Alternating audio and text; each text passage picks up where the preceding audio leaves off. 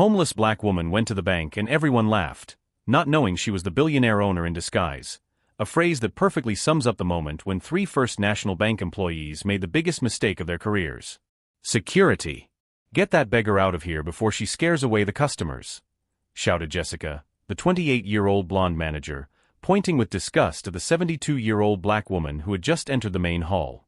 Her worn sneakers, torn coat, and plastic bag in her hands trembled in the cold air conditioning. Violet Washington had woken up that day determined to conduct a test. After decades of building a financial empire, she wanted to see for herself how her own employees treated the most vulnerable. Her disguise was perfect: thrift store clothes, unkempt hair, and the stooped posture of someone who carries the weight of life on their shoulders. "Please, I just need to withdraw some money," Violet murmured, approaching the main counter where Jessica was typing frantically, completely ignoring her presence. Tyler, the 22-year-old intern, let out a cruel laugh. "Withdraw from where? The dump? Look at the smell this old woman brought in." The words echoed across the polished marble, causing other customers to look at her with a mixture of embarrassment and morbid curiosity. The third employee, Amanda, didn't even look up from her computer screen. "Jess, call the police. These homeless people are getting too bold. They think they can walk in anywhere." Violet remained motionless, her eyes observing every face, every reaction, every gesture of contempt. Inside, a mixture of sadness and determination grew like a silent storm. She had built that institution with the promise of serving the entire community, especially the underprivileged. "Ma'am, you need to leave. This is a customer establishment," said the security guard, a large man who approached reluctantly, clearly uncomfortable with the situation. "I am a customer," Violet replied, her voice carrying an authority that made Jessica finally look up. "I've had an account here for over 50 years. Tyler's laughter grew even louder. 50 years? That one didn't even know what a bank was 50 years ago. Jessica joined in the laughter, shaking her head. "Auntie, go find social services. This is a place for working people." What they didn't know was that Violet Washington wasn't just another customer. She was the founder and principal shareholder of First National Bank, owner of a $2.3 billion fortune. As they laughed, her latest model iPhone vibrated discreetly in the inside pocket of her torn coat. Messages from CEOs, meeting requests, financial reports moving millions. "Very well," Violet said calmly, taking a few steps back. "I'll handle this another way." Her eyes found the security cameras strategically placed throughout the hall, each meticulously recording this humiliation. As she walked toward the exit, Jessica shouted, "And don't come back. Next time we'll call the police." The glass door closed behind Violet with a soft click, but the echo of those words reverberated like a death sentence for the careers of three people who had just signed their own resignation. Outside, under the scorching July sun, Violet took her phone out of her pocket and dialed a number that only 5 people in the world knew. "Marcus? It's me. I need you to come to the Fifth Avenue Bank. Now. And bring the blank resignation papers. If this story of prejudice and clever revenge touched your heart, you won't want to miss the next chapters. Subscribe to the channel, because what happened next was a lesson these 3 people will never forget, and a demonstration that underestimating someone based on their appearance can cost much more than a job. Across the street, Violet watched through the window as Jessica celebrated excitedly with Tyler and Amanda. Through the glass, she could see the 3 employees laughing, mimicking her hunched posture and making exaggerated gestures as if they were telling a hilarious joke to their colleagues on the next shift. "Did you see how she ran away when I threatened to call the police?" Jessica gestured dramatically, clearly proud of her victory. These homeless people need to learn to respect their place. Tyler recorded stories on Instagram, captioning, "Another day saving the bank from undesirables #securityfirst #hardworking." The post already had dozens of likes from colleagues who found the situation funny. Amanda typed in the employees' WhatsApp group, "Guys, you missed the best part. A beggar tried to withdraw money here today." Jess sent her packing. Violet closed her eyes for a moment, remembering the day she signed the founding papers for that bank 45 years ago. She was only 27, a young black entrepreneur determined to create an institution that would serve the entire community, especially those rejected by the big banks. How many times had she herself been treated like that in other establishments? How many doors had been slammed in her face before she decided to build her own? "Miss Washington?" A soft voice interrupted her memories. Marcus Thompson, her personal advisor for 15 years, approached discreetly. At 52, he was one of the few people who knew all the secrets of Violet's financial empire. "I got your call. The papers are here." "Marcus, tell me something," Violet murmured, still watching the trio through the window. "Do you remember why we created the Financial Inclusion Program?" "To ensure that low-income people had access to the same banking services as any other customer," he replied immediately.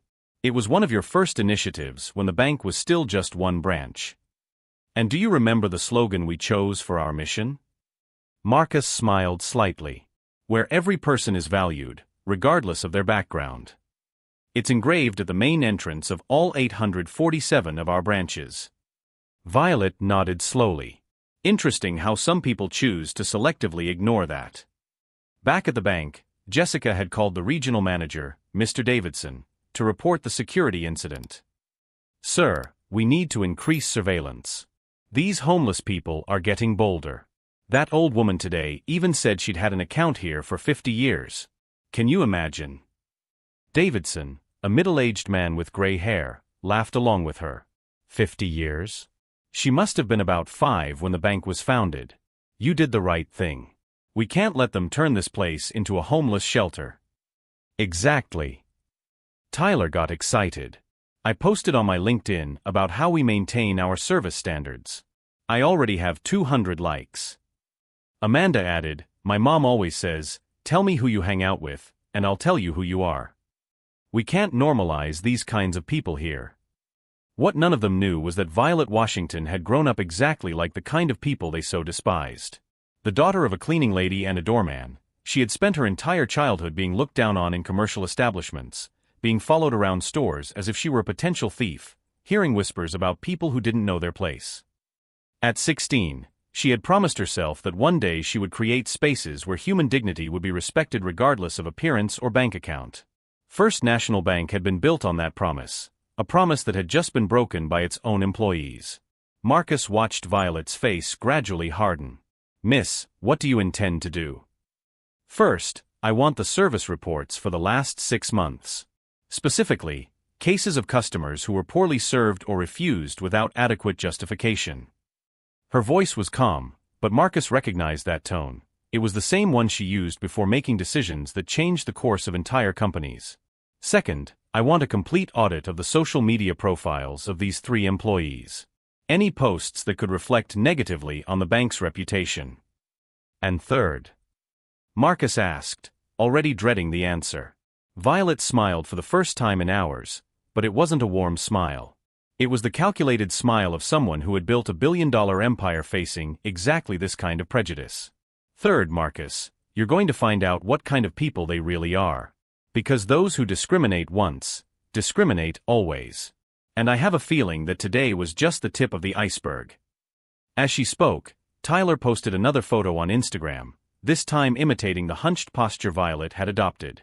The caption read, "When you have to explain to the special ones that a bank is not a charity #reality #work." The post already had 50 supportive comments from friends laughing at the situation. Tyler couldn't imagine that every like, every comment, every digital laugh was being carefully documented by someone who had the power to wipe out not only his job, but his entire career in the financial sector. Across the street, Violet put her phone in her pocket. "Marcus, they don't know they're dealing with me. And that ignorance is going to cost them more than they can imagine." Each new online humiliation only fueled a determination that had been forged over decades of fighting against exactly this kind of prejudice, a silent force that grew with each cruel laugh, preparing a lesson that those 3 young men would never forget. 2 days had passed since the humiliation at the bank, and Violet Washington hadn't slept a wink. Not out of sadness or anger, but because her analytical mind was processing every detail, every movement, every word spoken in that marble hall. She had built a $2.3 billion empire precisely because of this ability to turn adversity into strategic opportunities. "Marcus, I need you to do something delicate," she said, sitting in her office on the 47th floor of Benson Financial Tower, the building that housed her company's headquarters. The panoramic view of Manhattan stretched as far as the eye could see, but her attention was completely focused on the 3 files scattered across the glass table. Marcus approached, carrying a tablet and several folders. The reports you requested are here. And Miss Washington, what we found is disturbing. She opened the first file. Jessica Miller, 28, manager for 2 years. Tell me. Jessica has posted 47 stories on Instagram in the last 6 months mocking customers she considers unsuitable for the banking environment.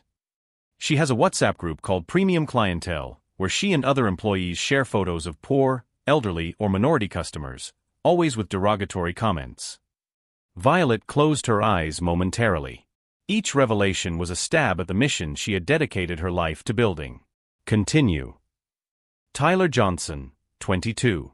His TikTok has 50,000 followers, and he regularly posts videos ridiculing what he calls financial losers. Last week, he secretly recorded an 80-year-old woman trying to understand a bank form and posted it with the caption, "When age hits and dementia sets in." Marcus's voice trembled slightly.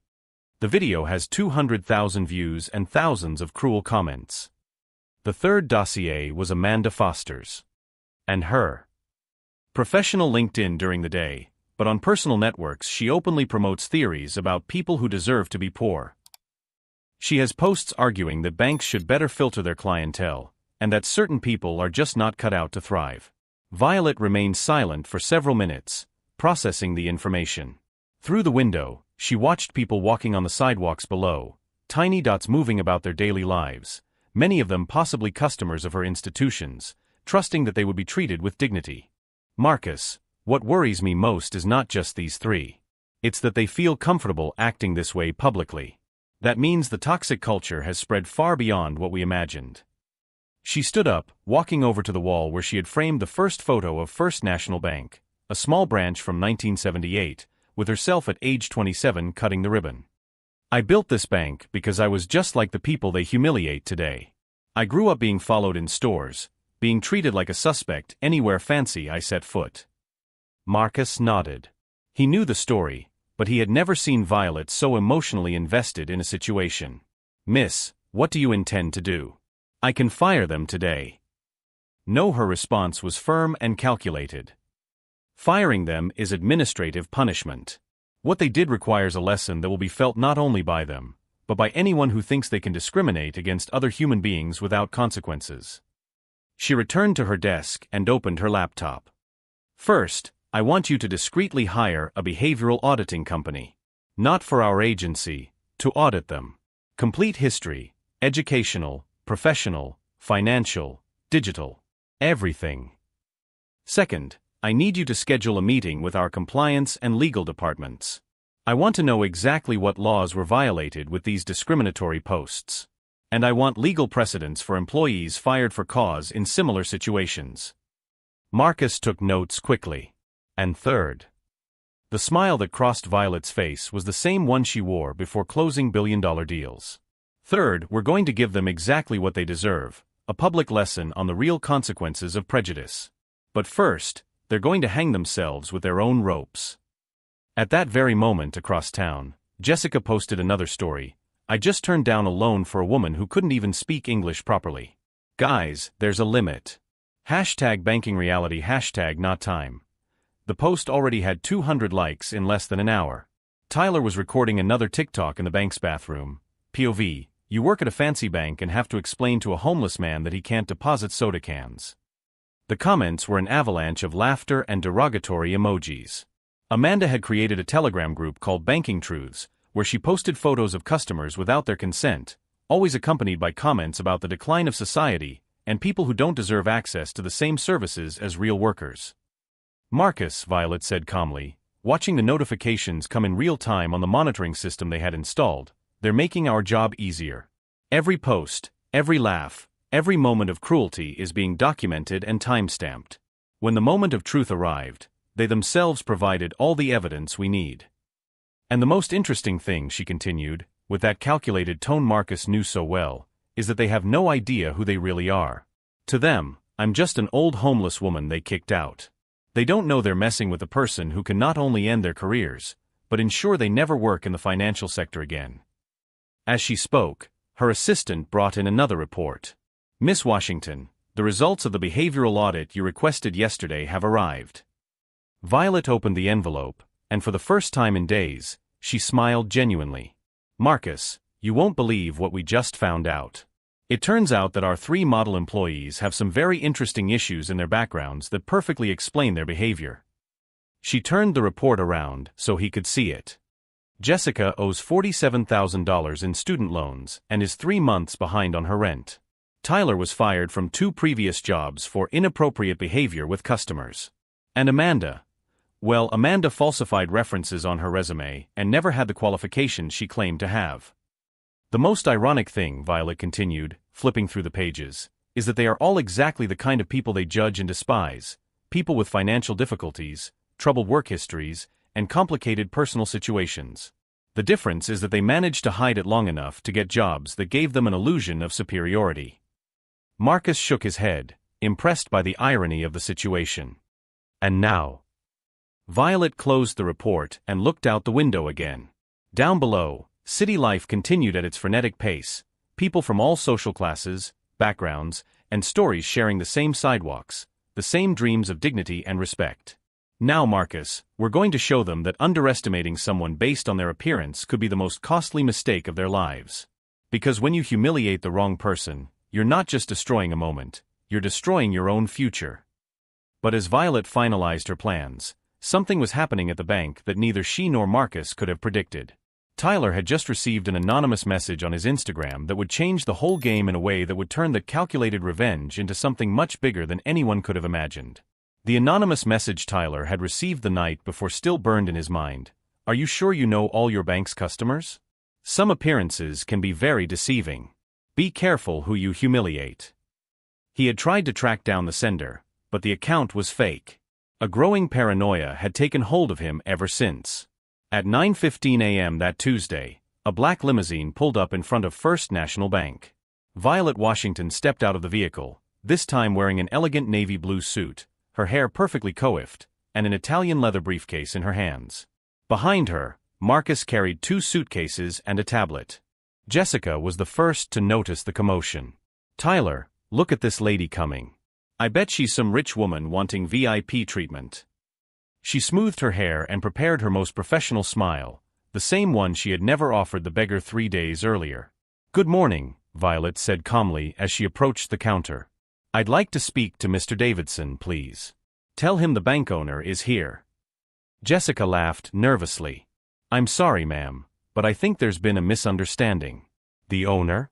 This is a branch of First National Bank, a corporation." "I know exactly what bank this is," Violet interrupted, her voice carrying an icy authority. "Considering I founded it 45 years ago." The smile disappeared from Jessica's face. Tyler, who had approached curiously, felt a strange familiarity in that woman's voice. Amanda stopped typing and stared at Violet, a chill running down her spine. "Marcus," Violet said calmly, "show them my ID card and the bank's founding documents." Marcus opened one of the briefcases, removing official documents and an ID card. Violet Washington, founder and principal shareholder of First National Bank, with 73% of the common stock. The world seemed to stop. Jessica looked at the photo on the ID, then at Violet, then back at the photo. Tyler began to visibly shake. Amanda covered her mouth with her hands, whispering "Oh my God" repeatedly. "Impossible," Jessica murmured. You were here last week, but you were dressed like a homeless person?" Violet finished with a cold smile. "Wearing torn clothes, appearing vulnerable?" "Yes, Jessica Miller. I was testing how my employees treat the most needy customers. And you failed spectacularly." Tyler tried to speak, but no words came out. His legs gave way and he leaned on the counter. Amanda began to cry silently. "Marcus, please show them the compilation we've prepared." Marcus turned on a portable screen and started playing the videos. First, the bank security footage showing the humiliation 3 days earlier. Then, Tyler's Instagram stories imitating Violet. Next, Jessica's discriminatory posts on WhatsApp. Finally, Amanda's prejudiced comments on social media. "Jesus Christ," whispered Davidson, who had rushed over when he heard the commotion. His face was white as a sheet. "Madam Washington, I didn't know, they didn't tell me." "Of course they didn't tell you, Mr. Davidson. Because they knew they had committed a crime." Violet turned to the three employees, who were now visibly shaking. Racial and social discrimination, violation of basic human rights, non-consensual exposure of customers, and use of social media to promote hatred against vulnerable groups. Jessica fell to her knees. "Please, Ms. Washington, it was a terrible misunderstanding. I swear I never." "Never what, Jessica?" "Never discriminated against anyone before." Violet opened her tablet and showed a screen full of posts. "Because I have 47 posts here from you ridiculing poor customers over the last 6 months. And Tyler," she turned to the young man who was about to faint, "your TikTok with 500,000 views mocking the elderly and people in financial difficulty. And Amanda," she continued relentlessly, "your comments about people who don't deserve to be poor, and your hate groups on Telegram are particularly interesting, considering that you falsified your own qualifications to get this job." Amanda was sobbing uncontrollably. "How do you know that?" "Because when you humiliate the billionaire CEO of a corporation, that CEO has the resources to investigate every second of your life, dear." Violet smiled coldly. "And what we found was fascinating. Tyler, you owe $30,000 in student loans and were fired for discrimination at 2 previous jobs. Jessica, you are 3 months behind on your rent, and your bank account was frozen yesterday for bouncing checks." The irony was devastating. The 3 people who had humiliated someone for appearing poor were themselves financially vulnerable, masking their insecurities with cruelty toward others. "Security." Violet called. "Escort these 3 out of the building. Their personal belongings will be mailed to them." "No." Tyler shouted. "Please. I need this job. My mother is sick, Your mother is sick, and yet you found it appropriate to mock other children caring for elderly parents?" Violet replied dryly. "How interesting, your sudden humanity." Davidson tried to intervene. "Ms. Washington, maybe we can." "Mr. Davidson, you are also under investigation. As regional manager, it is your responsibility to ensure that corporate culture is respected. The fact that your subordinates feel comfortable posting discriminatory content publicly indicates serious administrative negligence." Marcus opened the second briefcase, removing 3 sealed envelopes. "The terminations for cause have already been processed. Additionally, the legal department is preparing lawsuits for defamation of corporate image and violation of confidentiality agreements." Jessica tried one last desperate gambit. "We apologize. We've learned our lesson. Please give us a second chance." Violet stopped and looked her straight in the eye. "Second chance? Like the second chance you gave me when I begged to be treated with basic dignity." Her voice was calm but sharp as a blade. "You kicked me out, laughed at my pain, and even posted it on social media so the whole world could laugh along." She turned to leave, but paused at the door. "The difference between you and me is simple. When I was at rock bottom, I used it to build an empire. You used your own insecurities to destroy others. Now you'll find out what kind of people you really are when you have neither power nor position to hide behind." Tyler made one last desperate attempt. "Ms. Washington, I'll post a public video apologizing. I take full responsibility." Violet smiled for the first time, a smile that didn't reach her eyes. "Tyler, you can post as many videos as you want. But first you need to explain to your 50,000 followers how you got this job by falsifying references, and how your jokes about poverty sound coming from someone who can't pay their own bills." As the 3 were escorted out under the curious glances of customers and employees, their careers destroyed and their reputations in ruins, Violet watched from the window. Justice had been served, but the story still held one last surprise that would turn that revenge into something much bigger than anyone could have imagined. 6 months later, Violet was opening her 850th bank branch when she received a report that made her smile. Jessica had been fired from 3 consecutive jobs after employers discovered her online reputation. Tyler, unable to find work in the financial sector, was delivering food by bicycle, ironically, often to the same financial failures he used to ridicule. Amanda had moved out of town, but her fame had followed her through social media. "Marcus," Violet said, watching the activity at the new branch, "have you implemented the anti-discrimination training program in all units?" "Yes, ma'am. And we've had 40% fewer customer complaints in 6 months. The Dignity for All program has become a national success story." Davidson, who had saved his job after undergoing intensive sensitivity training, approached nervously. Ms. Washington, the press wants to interview you about how you turned that situation into positive corporate change. Violet nodded. Tell them that sometimes we need to be humiliated to remember our own humanity. Those 3 employees gave me the greatest gift, the chance to prove that true wealth lies in treating each person as if they were the most important person in the world. She paused at the door, watching an employee patiently helping an elderly gentleman fill out a form. The best revenge is not to destroy those who hurt us, it's to build something so great that they become irrelevant. I built an empire by treating people with dignity. They lost everything by treating people like trash. Today, First National Bank is a global leader in financial inclusion. And in every branch there is a simple sign, where every person is valued, regardless of their appearance. The lesson? Never judge a book by its cover. You never know if you're humiliating your next boss. If this story of justice and overcoming adversity touched you, subscribe to the channel for more stories that prove that respect is the most valuable currency in the world.